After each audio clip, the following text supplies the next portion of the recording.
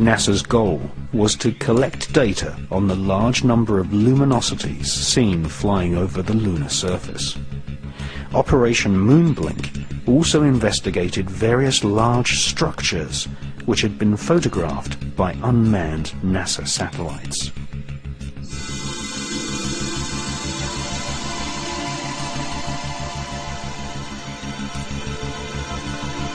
Some of these structures looked suspiciously artificial. In 1953, the science editor of the New York Herald Tribune had reported seeing a 12-mile-long structure, possibly a bridge, on the edge of the Mare Crisium crater.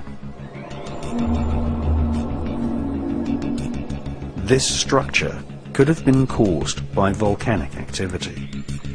British astronomers Dr. H.P. Wilkins and the presenter of the world's longest-running TV series, The Sky at Night, Sir Patrick Moore, both confessed that the so-called bridge in the Mare Crisium crater had just popped up from nowhere.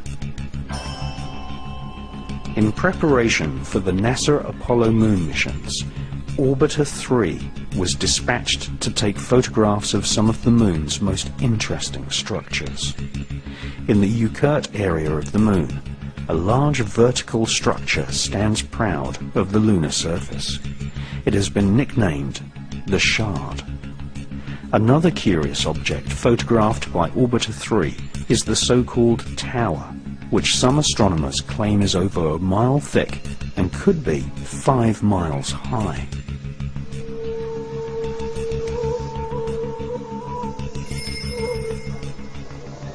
After looking carefully through hundreds of NASA photos returned to Earth by Orbiter 3 and its predecessor, Orbiter 2, American author George Leonard published a book called Somebody Else is on the Moon.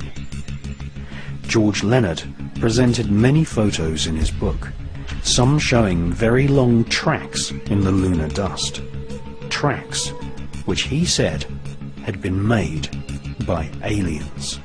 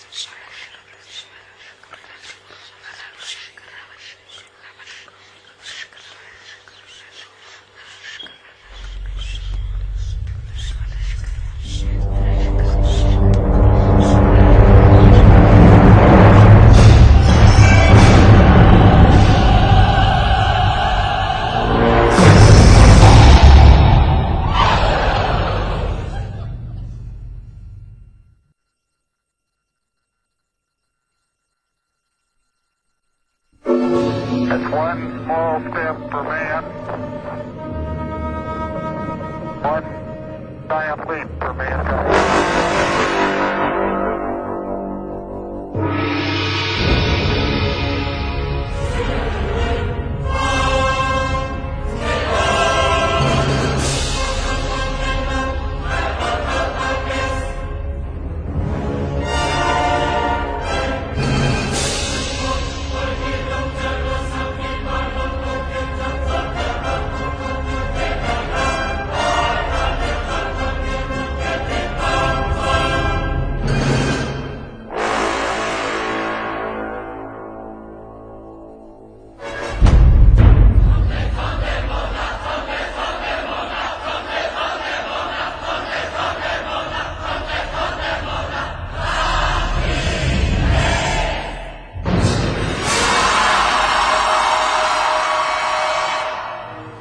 An unidentified flying object.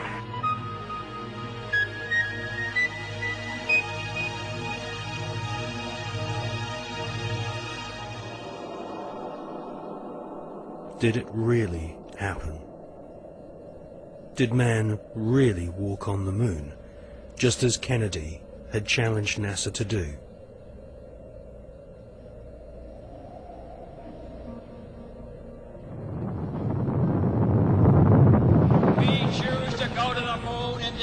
stay and do the other things, not because they are easy, but because they are hard. The photos of Apollo 11 moon landing have been criticized as being too perfect and looking like they've been photographed inside a TV studio with spotlights.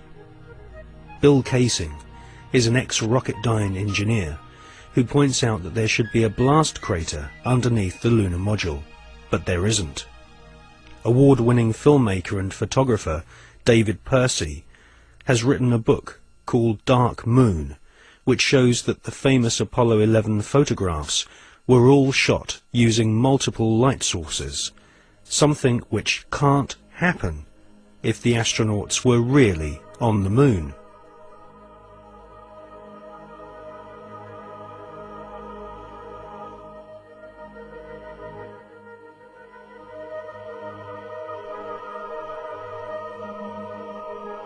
Jim Collier, an American investigator, has pointed out that the lunar module was far too small for 2 astronauts in full spacesuits to maneuver around inside. Jim Collier also believes that some of the footage showing the lunar module blasting off from the moon's surface has been filmed using a rotating model, just like the special effects techniques Hollywood blockbusters use today.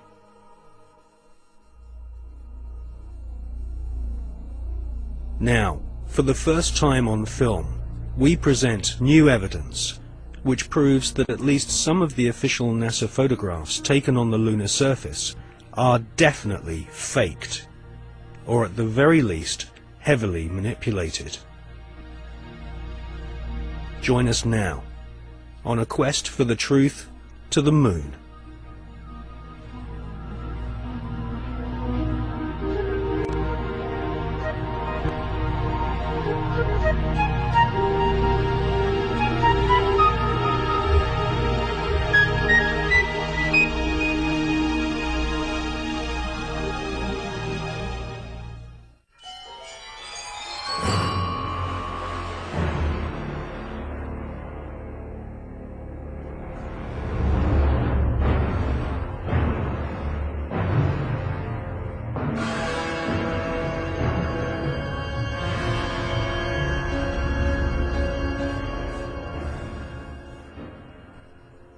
In this film, we shall not only prove beyond all reasonable doubt that many of the official NASA images of lunar exploration are fake, but we shall also examine the motives for the biggest lie put before the world.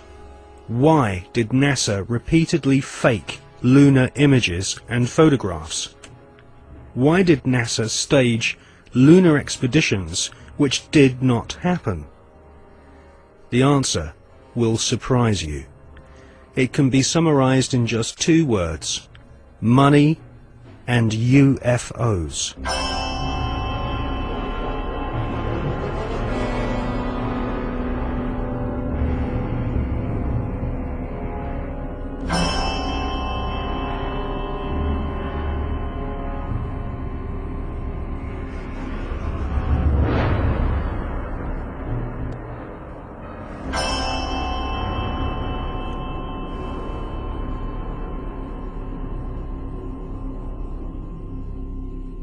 But before we look at the motives for lying on such a vast scale, let's look at where some NASA scientists came from.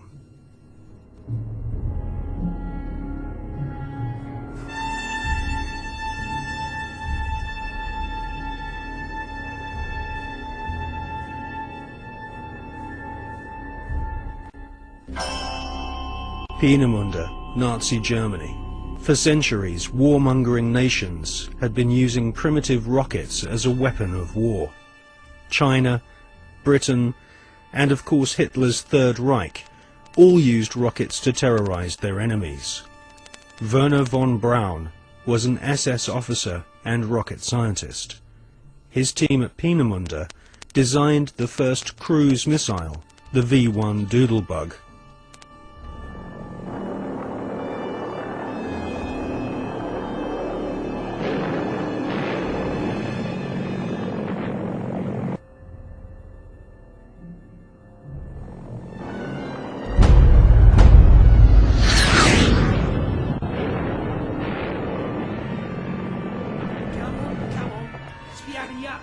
Come on.